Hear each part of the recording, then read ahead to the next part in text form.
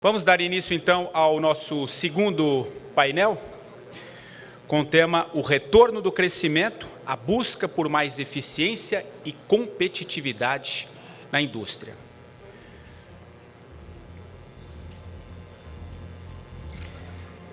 Para comandar, para mediar este segundo painel, eu chamo ao palco o jornalista Felipe Moura Brasil, apresentador do programa Os Pingos nos Is.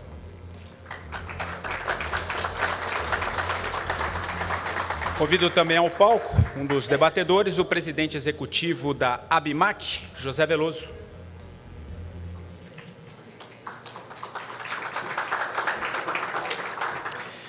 Renato Barbieri, que é o responsável pela área de infraestrutura da ABINE.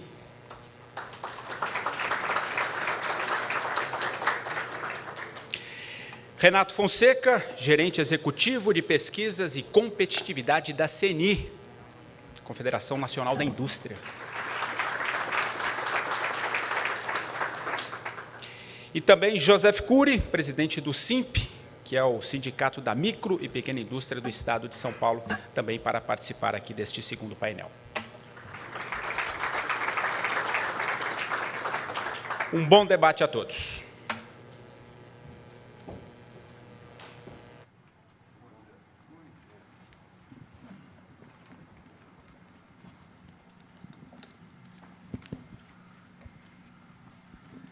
Salve, salve, bom dia a todos. Eu sou o Felipe Moura Brasil, esse é o painel em que vamos falar da indústria brasileira e da perspectiva nessa área. Esse é o sexto painel que eu apresento nos eventos Jovem Pan Mitos e Fatos, que para mim são sempre uma oportunidade de conhecer grandes profissionais e de tratar de temas diferentes daqueles de que tratamos diariamente no nosso programa Os Pingos nos Is, ou de me aprofundar em temas que tratamos de uma maneira periférica pela sua relação com a política.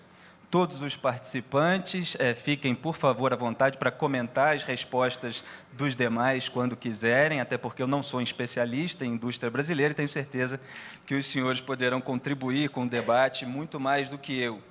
Apenas anotei um dado aqui para a gente começar, que a indústria vem de 3 anos de uma crise histórica que começou antes da recessão da economia brasileira, e a participação da indústria no PIB caiu para 11,8%, a menor desde os anos 50, de acordo com dados divulgados pelo IBGE em março. No início da década, o percentual era de 15%, e nos anos 80, para se ter uma ideia, chegou a superar a casa dos 20%.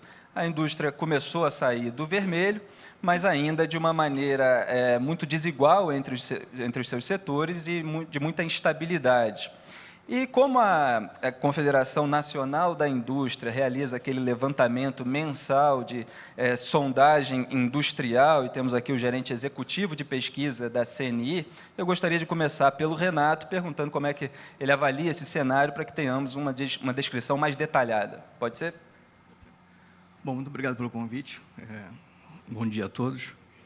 Eu queria só pedir desculpa inicialmente, a gente ouviu o debate anterior. Eu acho que vale a pena uma ressalva. Né? Parece que o empresário virou os males do país. Né? O empresário virou tudo igual, só pede subsídio. A gente pede... A CNI cunhou o termo Custo Brasil em meados da década de 90. A gente vem pedindo essas coisas. E faz parte da economia, acho que todos pediram alguma coisa. Talvez o problema seja o governo atender a todos, sem pensar muito bem o que está fazendo. E, realmente, a gente tem um problema sério no país, que é o excesso de puxadinhos, eu diria assim. E vai ser muito difícil fazer uma reforma tributária, assim como foi difícil fazer uma reforma da Previdência, porque tem vários interesses que vão sempre ser prejudicados, e essas pessoas que estão sendo prejudicadas estão levantando. Então, acho que o importante, primeiro ponto é isso, ou seja, a indústria, a agricultura, o sistema financeiro, nós estamos todos tentando trabalhar o melhor possível para conseguir sobreviver nesse país. E, voltando agora ao tema, a situação do país, o que a gente percebe? A gente teve uma crise muito profunda, a saída não é fácil, famílias muito endividadas, empresas muito endividadas, investimento caiu muito, não há o governo para puxar o país fora dessa crise, o governo está quebrado, como foi bem discutido no painel anterior, né? alguns setores exportadores estão conseguindo sair mais fácil com as exportações, mas a gente vai ver uma recuperação muito lenta. Uma coisa positiva em relação à crise é o aumento de produtividade que ocorreu. Ou seja, historicamente, em vários países do mundo isso acontece. No Brasil, em 2017, houve um crescimento de 7%, que é quase o crescimento que houve nos últimos 10 anos de produtividade, empurrado pela maior melhoria de gestão nas empresas, uma força, as empresas para sobreviverem precisavam reduzir custo, e os próprios trabalhadores aumentaram o seu desempenho com medo de perder emprego, com medo que a empresa quebre e seja demitido. Então, houve esse esforço, uma melhoria na questão da gestão e de ganho de produtividade da empresa, que ajuda um pouco nessa recuperação. Mas, infelizmente, a gente vai ter ainda um período de uma recuperação muito lenta. José Veloso, o senhor, emendando aqui nessa pergunta sobre a avaliação do cenário, o senhor começou 2018 se dizendo otimista com a potencial demanda de novas máquinas e equipamentos. Qual é a sua sensação agora?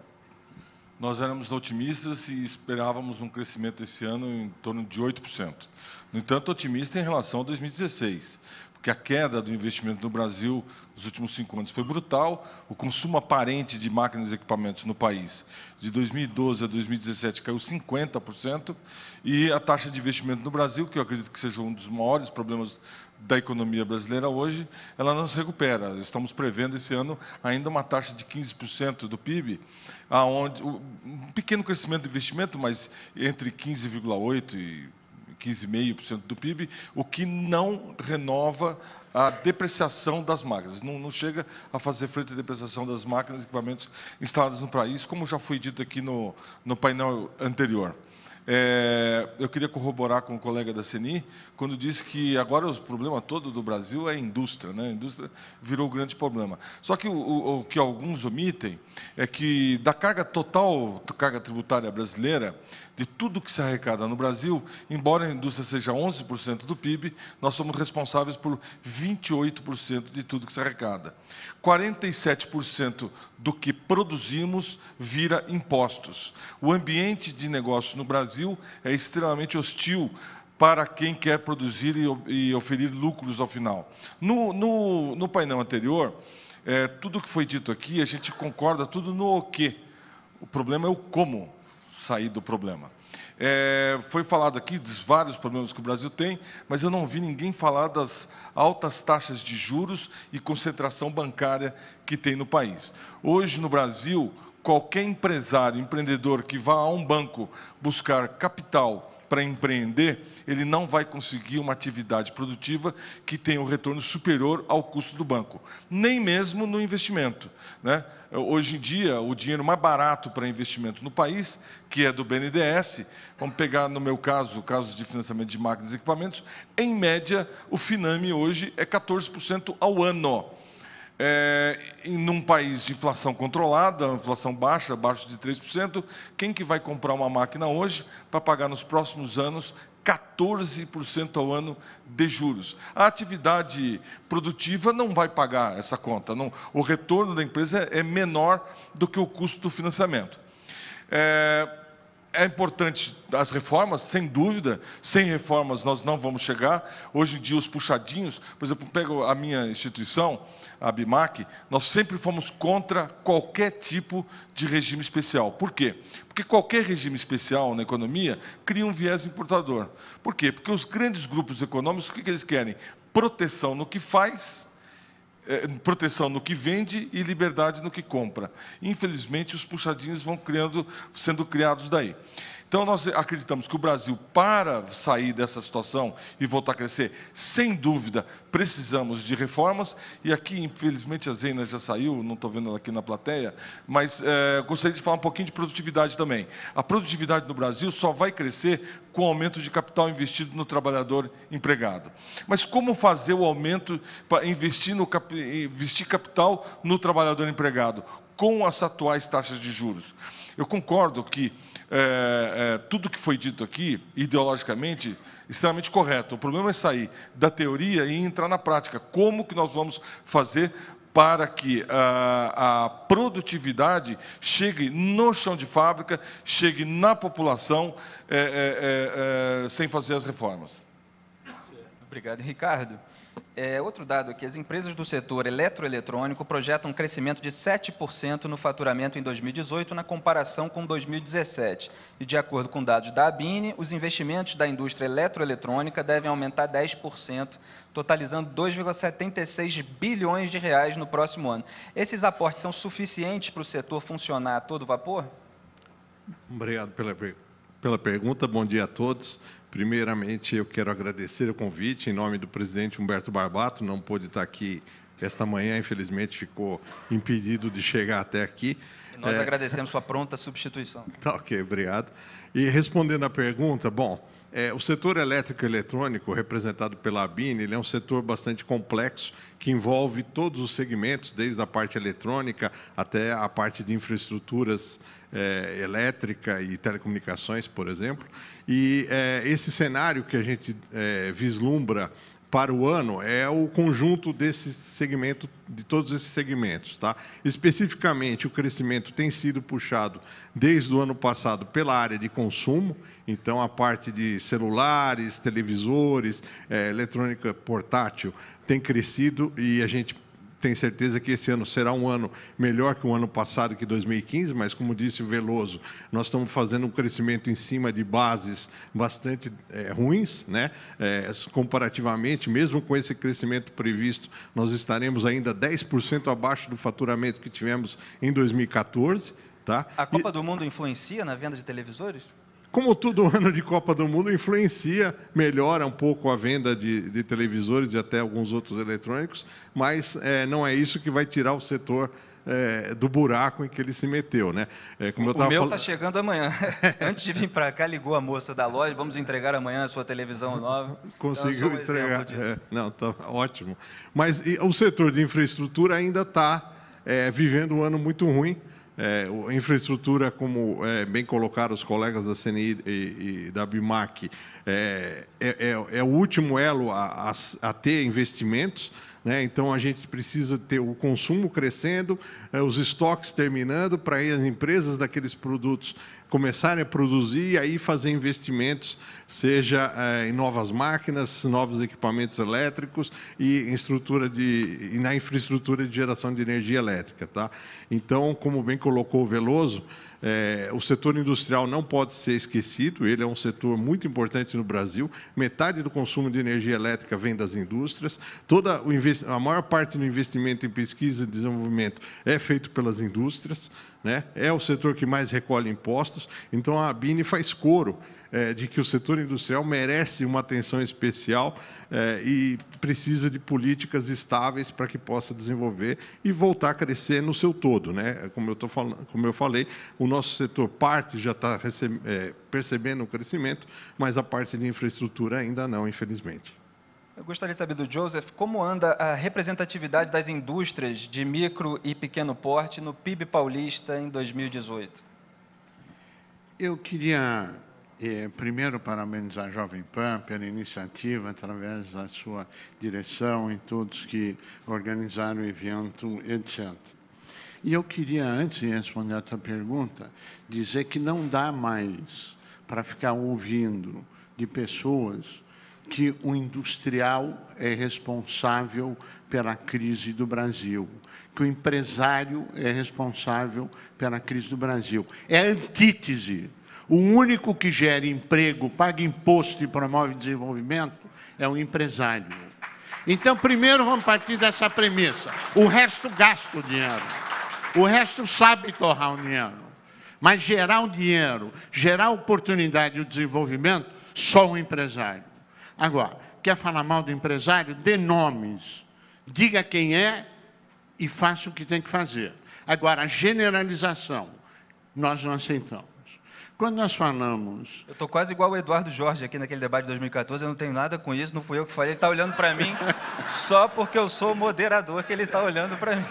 Que fique bem claro. Nós estamos no mundo onde o diálogo e o dia, a semana, realmente trazem à tona os assuntos com a intensidade necessária. Claro.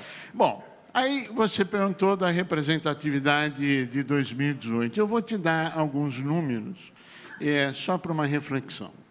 Nós temos uma pesquisa que é feita pela Datafolha, desde 2013 era uma pesquisa mensal, onde 42% de toda a micro e pequena indústria está no estado de São Paulo. Quando nós olhamos para esse quadro e a importância dessa pesquisa, que hoje a própria Datafolha fala que é sinalizador de tendência, ela antecipa os fatos, você começa a entender por que o Simples se coloca várias vezes contrário a algumas posições, até pelo fato de termos antecipação dos dados. Bom, qual é o quadro que foi abordado pelo meu colega anteriormente, quando ele fala em crédito?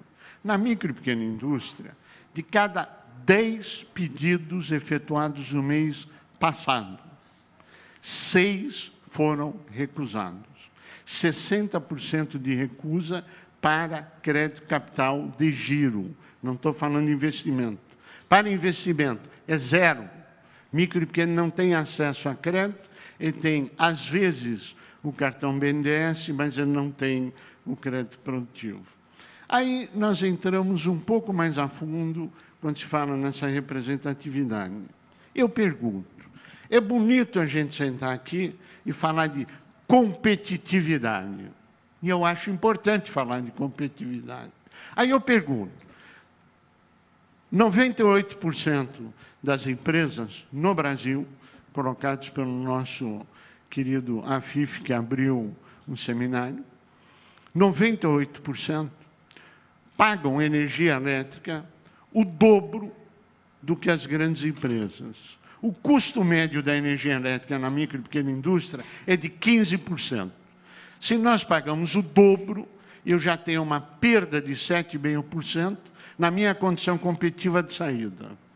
Quando nós falamos em juros em queda, só se for para o aplicador, porque para o tomador os juros subiu, os juros não caiu. Os juros na ponta para o tomador aumentou, na maioria dos casos.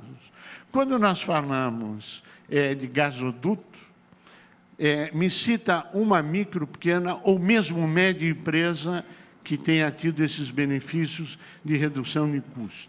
Então, quando nós acusamos empresários, por favor, daqui para frente vão dar nome aos bois, quem é, como é que é, porque a grande maioria desse país está pagando a conta. E cada vez que o governo faz um acordo, ele vira e fala, o empresário vai pagar. E o empresário vai pagar como? Aí nós ouvimos, tem crescimento econômico. E realmente nós temos alguns nichos, algumas ilhas de excelência que estão crescendo. Mas a pergunta é, este crescimento é suficiente para aquecer a economia? E a resposta é não. E mais, nós estamos esquecendo que nós estamos partindo de uma base absolutamente deteriorada. O PIB brasileiro caiu mais de 10%. Qualquer movimentação que você tenha agora não é motivo de soltar rojão, porque nós vamos voltar nos patamares de 2014, em 2023, se tudo correr bem, segundo os senhores economistas e especialistas, salvo se eu estiver errado nas informações que eu tenho visto na imprensa. Quando nós falamos de investimento em infraestrutura, eu pergunto, onde é que fica 98% dessas empresas? O que elas participam, além de pagar a conta? Então, nós precisamos, sim, eu concordo com tudo que foi dito. Nós precisamos de reformas, nós precisamos de mudança, nós precisamos de apoio político. Agora, a pergunta é, para onde, em que direção? Eu não conheço um cidadão brasileiro que você pergunta, fala, o Brasil precisa de uma reforma tributária? Que te diga não. Agora eu pergunto, que reforma tributária? Qual reforma tributária? Na visão do governo, é reforma tributária para aumentar a carga tributária. Na visão do empresário, é para ser competitivo. E só para a gente finalizar esse pedaço da abertura. Os grandes países envolvidos, Estados Unidos, por exemplo, acabam de fazer uma reforma tributária. O que ele fez? Reduziu a carga tributária para levar empresas incentivos para os Estados Unidos. E no Brasil, você monta uma empresa no Paraguai e você coloca o seu produto aqui com 1% de imposto. 1%. Como é que o brasileiro concorre? Então, finalizando, uma coisa é a empresa do portão para dentro e outra do portão para fora. Só para reflexão. Muito obrigado. Certo, obrigado. Queria só fazer um registro que na minha sala da escola tinha um Ricardo Barbieri, e ao falar do Roberto aqui, eu falei Ricardo por puro automatismo, Roberto Barbieri. Então, gostaria de fazer a pergunta, que acho que muita gente tem curiosidade, sobre a paralisação dos caminhoneiros. Uma pergunta para os quatro, como é que ela impacta nos setores que os senhores representam, no balanço do trimestre ou até do ano. Já existe, Renato, uma estimativa do prejuízo ocasionado pela paralisação? Olha, é muito cedo ainda ter uma estimativa total. Agora está tudo... Acho que todos estamos vendo o que está acontecendo. Ou seja, hoje em dia, uma empresa ser eficiente, ela tem que trabalhar integrada com todos os seus fornecedores e entrega com pouco estoque. Dificilmente uma pessoa trabalha com estoque hoje, principalmente no Brasil, que o custo de capital de giro é muito elevado, né? O que a gente está... um colega seu que me perguntou assim, por que está faltando tudo? Porque exatamente numa economia cada vez mais integrada e pulverizada, ou seja, já foi o tempo que tudo era feito dentro de uma fábrica, tá? Do início ao fim. Hoje isso é dividido, cada um tem mais produtividade em um pedaço da produção, tá? Então, o prejuízo é gigantesco, tá? A gente tem casos de empresas que trabalham com alto forno que vão ser obrigadas a desligar um alto forno, e isso é um prejuízo enorme, tem que refazer um tratamento novamente nesse alto forno. Então, o setor de vidros, setor de siderúrgica, aqueles que não têm acesso direto a combustível, que não têm uma reserva maior, vai ser feito, e toda a parte de alimentação é o que nós estamos vendo, ou seja, o alimento é perecível e começa a perder peças. E, no fundo, é interessante que vem outras sugestões. Então, vamos dar feriado. Como se dar feriado fosse uma coisa mais simples do mundo, né? Ou seja, para de trabalhar todo mundo de uma vez, né? Então, eu acho que é um tema que precisa ter seriedade no trato. Infelizmente, o que a gente está vendo é uma dificuldade do governo em negociar, em lidar com esse tema, e, no fundo, o que acaba pagando a sociedade toda. Ou seja, acho que é inadmissível em qualquer lugar no mundo que se feche estradas. Agora, no Brasil, para qualquer coisa se fecha estrada. Se fecha estrada porque uma escola foi fechada, porque uma produção fechou, porque alguém foi atropelado. É muito simples. Então, isso virou moda no Brasil. E a sociedade inteira perde com isso, e perde, eu acho que, em valores, às vezes, você não consegue medir, né? Porque acaba causando até uma falência de algumas empresas. Eu queria usar esse caso da Petrobras para fazer uma fotografia, um paralelo do que está acontecendo no país. O país, depois de 12, 14 anos de governo de esquerda, extremamente ideológico, e que ideologia em tudo tinha ideologia nesse país, e parou o país e causou todos os prejuízos que nós estamos percebendo agora, inclusive na Petrobras. Então, foi criando, dentro de um pensamento liberal, um pensamento de economistas totalmente válido, uma gana de mudança. Precisamos mudar, modernizar, ir para o mercado, competição, tal. E o que é válido e o que é correto no mundo capitalista. No entanto, esta mudança ela não pode ser feita com ideologia. Chega de ideologia. Estamos cansados de 14, 16 anos de ideologia, e agora a gente vai para a ideologia no extremo oposto. E por que eu estou falando isso? Falando isso pelo seguinte, que quando acabou o governo anterior e assumiram a Petrobras, temos que abrir a Petrobras não pode ser instrumento, e colocar uma carga também importante de ideologia dentro da Petrobras. E o que foi feito? Bom, aquele governo segurava preços. Aquele governo segurava preços para segurar a inflação. Então, agora nós vamos fazer um governo que vai liberar preço. E simplesmente liberou o preço, essa loucura de aumento de preço semanal. Ora, se a gente entrar na realidade da Petrobras e ver que grande parte do custo da Petrobras são salários que não mudam com o preço do petróleo nem com o dólar, são pagos em reais. Grande parte dos custos da Petrobras são serviços, e essa é a maior parte, são pagos em reais e não muda com dólar e câmbio. E terceiro, os impostos, que são pagos em reais e também não muda com coisa. Só que o presidente da Petrobras, o que ele fez? Ele pegou 100% da receita da Petrobras e começou a variar ela com o câmbio e preço do petróleo. A gente sabendo que na planilha de custo da Petrobras, o custo não varia 100%. Então, o que acontece? Foi feito com ideologia. Por que ideologia? Não olhou a planilha de custo, não olhou a realidade da Petrobras e não olhou a realidade do cliente da Petrobras. Porque não são só carros parados, são indústrias paradas. O país parou. Agora, como é que eu posso aceitar um setor monopolista, onde uma pessoa só tem uma caneta e ele para, o país inteiro parou, até morte causou, por causa de uma questão ideológica, porque antes usava a Petrobras para regular a inflação, agora a Petrobras vai ser liberada. Ora, não é assim. E isso a gente pode levar para outros campos. Por exemplo, abertura comercial. Meu setor exporta 40% do que produz. 40%. 12% de tudo que o Brasil exporta de manufaturados é do meu setor também. E o meu setor, ora em primeiro lugar, ora em segundo lugar, variando com o setor automotivo, nós somos os setores que mais exportam na indústria de transformação. 12% de tudo que exporta.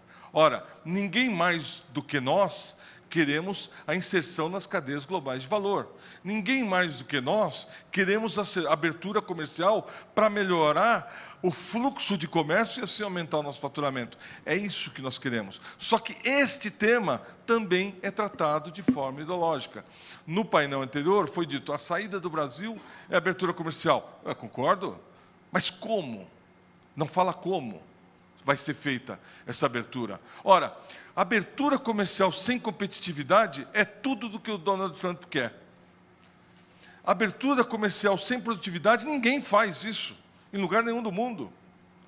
Agora, o que nós temos que fazer? Nós temos que ter uma agenda de competitividade, uma agenda das reformas, tirar o país desse setor, da situação que nós chegamos, e aí sim, fazemos todas as reformas, inclusive a abertura comercial, porque precisamos de uma abertura comercial. E também precisamos de ter forma de negociar, barganhar a abertura comercial. Porque se eu quero colocar o meu produto agrícola lá na Europa, se eu quero colocar meu produto agrícola em outros lugares, eu preciso fazer a barganha. E não uma coisa, como é dito hoje, alguns seminários, até GV tem promovido alguns seminários sobre isso, simplesmente abertura comercial unilateral. Isso é coisa de quem está no mundo acadêmico e não está na prática, no mundo real, vivendo. Então, para terminar, a mensagem que eu quero passar, e que a Petrobras, a questão do petróleo ajudou a gente, é que nós não podemos correr o risco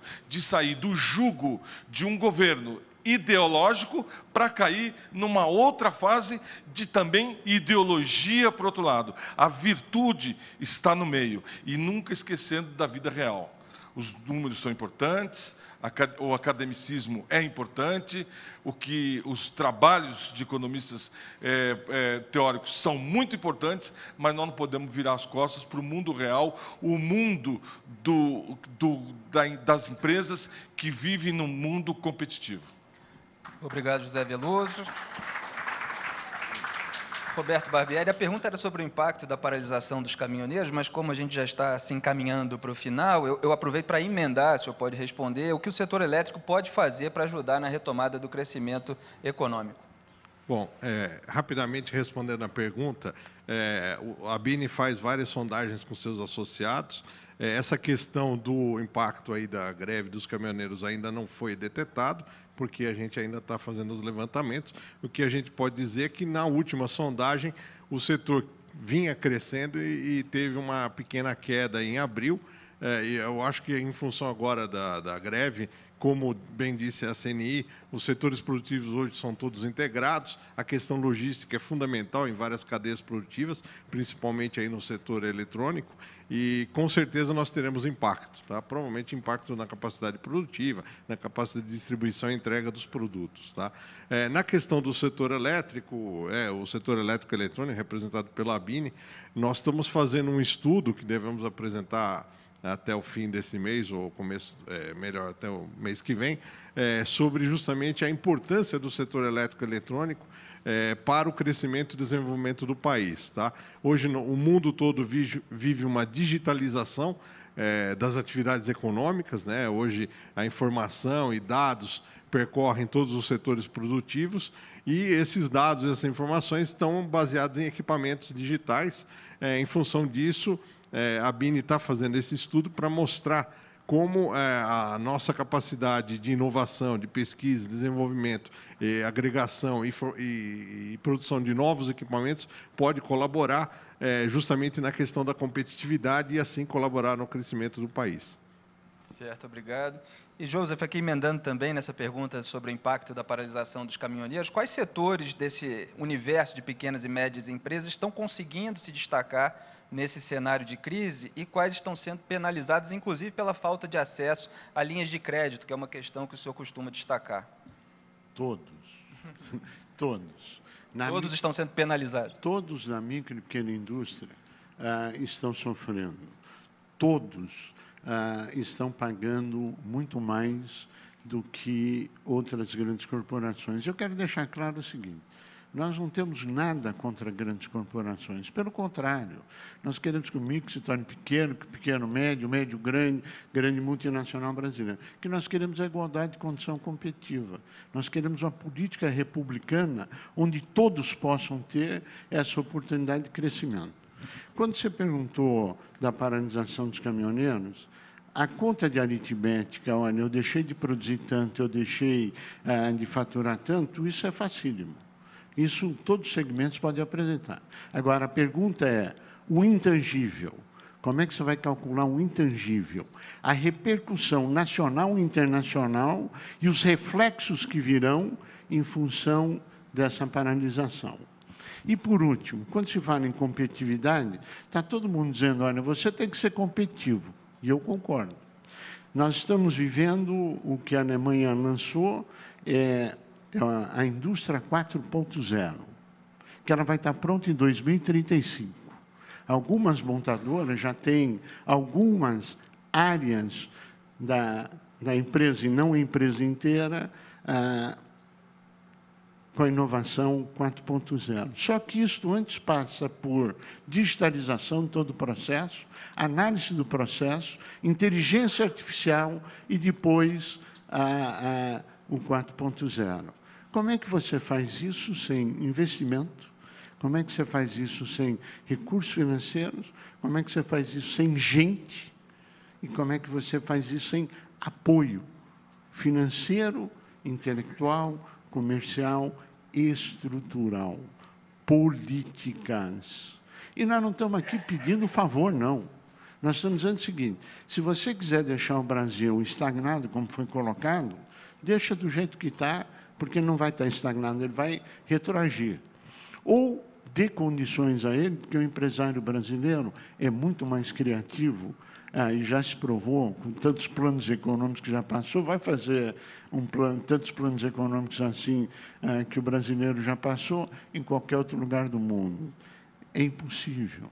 Então, o brasileiro tem todas as condições objetivas para crescer. E só para finalizar, nós estamos falando da 8ª ou 10ª economia no mundo, que não é coisa para se jogar fora.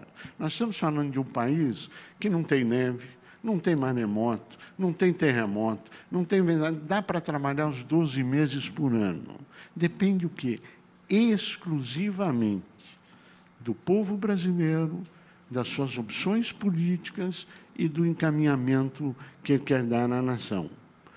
E essa discussão é de tão relevante, tão importante, por isso que nós dissemos e parabenizamos a Jovem Pan, toda a equipe, a direção, porque é o momento de se parar e pensar qual o futuro que nós queremos.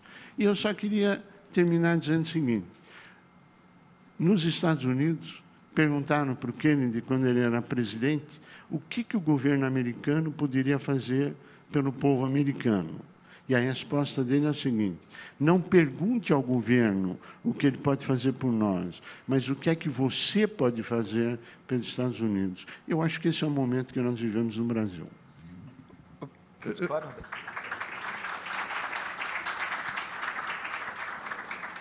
Não, eu só queria complementar o que foi bem dito aqui ao lado. Assim, o Brasil, além de toda essa criatividade e capacidade, nós somos autossuficientes em energia, autossuficientes em comida e autossuficientes em mão de obra.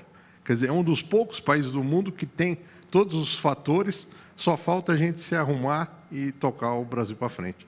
Certo, obrigado, Roberto, Joseph. Eu só queria pedir as considerações finais, a gente está quase estourando o tempo, mas na perspectiva aí de um ano eleitoral, além do custo Brasil e de todos os problemas que os senhores citaram, que a indústria brasileira enfrenta, ainda existe uma falta de confiança em razão de não se saber qual presidente será eleito e qual exatamente é a agenda dos pré-candidatos. Então, por favor, Renato. Olha, a gente lançou em janeiro o Mapa Estratégico da Indústria, que traz os principais pontos da agenda. E o debate da manhã, esse agora colocou muito claro, tem um papel que a gente chama de competitividade sistêmica, que é a parte do governo, burocracia, infraestrutura, questão da educação, mas também a gente ressalta bem o papel da empresa. E eu vou aproveitar esse final para fechar a questão, a importância do papel da empresa. Assim como não adianta ter uma empresa produtiva que não consegue levar seu produto lá para fora, porque todo o custo envolve, também não adianta a gente resolver o problema sistêmico se não resolver o problema dentro da empresa, né? Obviamente, as coisas estão interligadas. Então, foi colocado de manhã, essa agenda tem que andar junto. Não dá para fazer só um pedaço, né? Não dá mais tempo. O Brasil já perdeu esse tempo. Da taxa de crescimento foi colocado de manhã que o Brasil está crescendo. Para a gente chegar ao nível da Espanha, nós vamos levar 50 anos. Para chegar ao nível dos Estados Unidos, 85 anos. E quando a gente chegar lá, eles já andaram. Tá? Então, é preciso trabalhar nessas duas agendas. Na questão da empresa, eu acho muito importante a questão da gestão. A gente tem um mundo novo, tem um mundo pautado pelas mudanças climáticas, que tem custos e oportunidades, e tem um mundo pautado pela indústria 4.0. Agora, primeiro, eu preciso arrumar o meu processo. Tá? E é difícil, parece que é fácil, então arruma. Não é fácil. Empresa pequena não tem ajuda para fazer isso, nem tempo, né? É difícil parar a produção para arrumar processos, as pessoas têm medo. Mas a CNI trabalhou com indústria mais produtiva, o Brasil mais produtivo, que o governo encampou, o Senai fez. A gente trabalhando com 2.800 empresas, conseguimos aumentos de produtividade de 40% a 50% dentro do processo. É muita coisa, há muito espaço para reduzir desperdício. Então, é preciso dar condição para a empresa fazer isso, estimular o empresário a fazer isso, mostrar esse exemplo para que ele busque essa mudança. Agora, se o governo também não fizer a parte dele, não adianta nada. Obrigado. Obrigado, Renato da Fonseca, da CNI. José Veloso, por favor. Bom, ambiente de negócios, né? Nós precisamos ter ambiente de negócio. Lógico que a alta carga tributária destrói o ambiente de negócio, ou aquilo que o Afif falou aqui, das obrigações acessórias, toda a burocracia que vem junto com a carga tributária, tira o ambiente de negócios, e a taxas de juros, né? A taxa de juros para capital de giro, em média, para a indústria, hoje é de 30% a 40% ao ano. Taxa de juros para financiamento é de 14% a 15%, 16% ao ano. Então, nós temos o cipoal tributário, o problema do custo de capital, porque foi falado aqui de indústria 4.0 e gestão. É o que o Brasil precisa, é disso que o Brasil precisa. Melhorar a gestão das empresas e modernizar as empresas e irmos a caminho da manufatura avançada. Mas como fazer isso se eu não tenho ambiente de negócio? A gente pega, hoje nós temos problema nas empresas brasileiras até de sucessão familiar. Hoje um garoto, quando o pai dele, um industrial, fala, olha, você vai trabalhar na minha indústria quando você crescer. De jeito nenhum. Ou eu vou ser advogado, eu vou trabalhar em banco. Não vou trabalhar na indústria. Quer dizer, ficou uma coisa, quer dizer, o ambiente para negócios no Brasil, o ambiente para empreender no Brasil está muito ruim. E o que a gente espera, logicamente, que as candidaturas que aí estão expostas, elas precisam detalhar um pouco mais. Por exemplo, eu vejo alguns economistas ligados aos candidatos que falam, precisamos abrir, precisamos fazer aquilo, precisamos fazer aquilo, mas como? Precisaria entrar um pouco mais no detalhe e detalhar um pouquinho mais para a gente saber em quem nós estamos votando para não ter outro estelionato eleitoral daqui a alguns meses, né? Então, o importante para o país agora é ambiente de negócio. Nós temos que tirar da frente todas as amarras, todas as correntes que dificultam o empresário brasileiro, o empreendedor brasileiro a empreender nesse país. Obrigado, José Veloso, da ABMAC. Roberto Barbieri, da ABINE, por favor. Bom, respondendo à pergunta, assim, num ano de eleição, eu acho que o grande mérito é a gente sentar para discutir, como nós estamos fazendo aqui, por isso que a iniciativa é muito valiosa.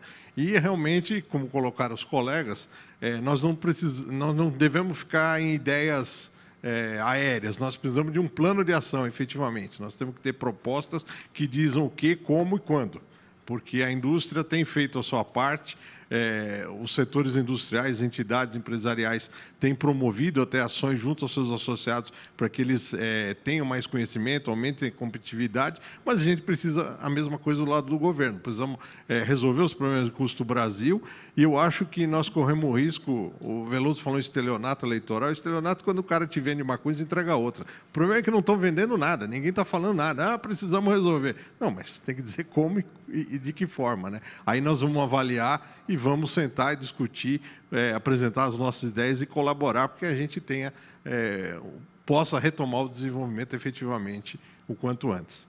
Obrigado, Barbieri. Joseph Cury, do SIMP. Bem, primeiro, nós não temos candidato hoje. Nós só temos pré-candidatos, dos quais nós não sabemos quantos irão até o final. Nós não conhecemos as propostas de nenhum deles, explicitados de uma forma clara. Nós não estamos vendo nenhum movimento levando e carregando bandeiras para mudanças fortes junto a todos esses pré-candidatos ou possíveis candidatos para isso. Agora, eu não tenho dúvida de que o Brasil precisa de mudanças estruturais profundas. E quando se fala no genérico, nós estamos no consenso, todo mundo concorda. Agora, quando você entra no detalhe, e é aí o grande problema, como é que se muda o detalhe? E só para a gente brincar um pouquinho com uma coisa muito séria, mas para brincar um pouco, nós já ouvimos 3 acordos dos caminhoneiros e que até agora não deu certo. E os 3 assinados. Então, quem é o interlocutor, quem representa quem vai negociar o quê, quem vai fazer o quê e qual a vontade política dessa mudança. Porque, na verdade, quem elege o governante não somos nós aqui nessa sala. Essa sala aqui tem muito pouco impacto sobre a eleição. O grande impacto está em quem está nos ouvindo, está em quem está lá fora. A mídia, a grande imprensa tem um papel fundamental na divulgação das propostas dos candidatos e exigir que tenha propostas transparentes. E eu queria finalizar parabenizando aos colegas aqui, que nós tivemos a oportunidade de trocar algumas ideias, aos panelistas anteriores e aos próximos, desejarem pleno êxito, pleno sucesso, e dizer o seguinte: eu acredito no Brasil. E a beleza de tudo isso é que nós vivemos num regime democrático, com o governo forte, com o governo fraco, com o governo para lá ou para cá, mas somos, quer queira, quer não queira, 8ª ou 10ª economia. Eu acredito no futuro desse país, eu acredito nas mudanças, eu acredito na força da representação dos órgãos de classe, acredito na liberdade e na democracia. Muito obrigado. Muito obrigado a todos, tenham um bom dia.